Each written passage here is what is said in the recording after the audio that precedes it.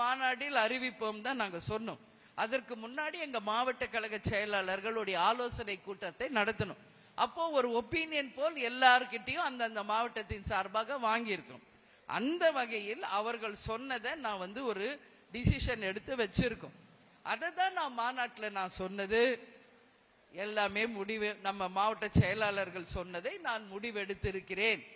ஆனால் இன்றைக்கு வரைக்கும் ஆளும் கட்சியோ ஆண்ட கட்சியோ மத்தியில் ஆட்சியில் இருக்கும் கட்சியோ இதுதான் எங்கள் கூட்டணி இறுதி முடிவு என்று யாரும் அறிவிக்காத போது தேசிய முற்போக்கு திராவிட கழகம் மட்டும் எதற்கு இன்னைக்கே அறிவிக்கணும்? அதுக்கான உரிய நேரம் வரும்போது நிச்சயம் அறிவிப்போம் தான் நான் சொன்னேன். அதுக்குள்ள நீங்க அது வேற மாதிரி போடுறீங்க, தப்பு. நாங்க யார்கிட்டயும் போய் பேரம் பேச வேண்டிய அவசியமும் எங்களுக்கு இல்லை.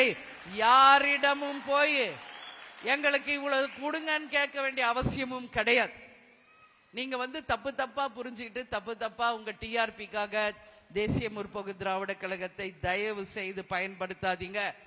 நாங்க நேர்மையோடு கண்ணியத்தோடு எங்கள் உரிமைகளை தான் நாம பேசிக்கிட்டு இருக்கோம்.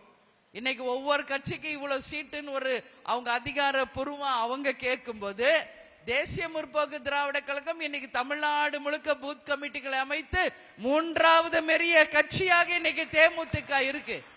அப்ப நமக்குரிய அங்கீகாரம், அந்த மரியாதை, அந்த கண்ணியம் நமக்கு வேணும்னு சொல்றதுல என்ன தப்புன்றா?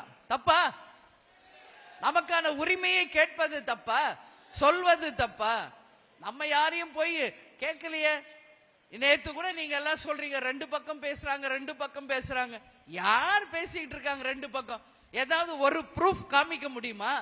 ஏதோ ஒண்ணு நீங்களா ஒரு நியூஸ் போடாதீங்க தயவு செஞ்சு. எங்களுக்கெல்லாம் பதில் சொல்ல வேண்டிய அவசியம் எங்களுக்கு கிடையாது.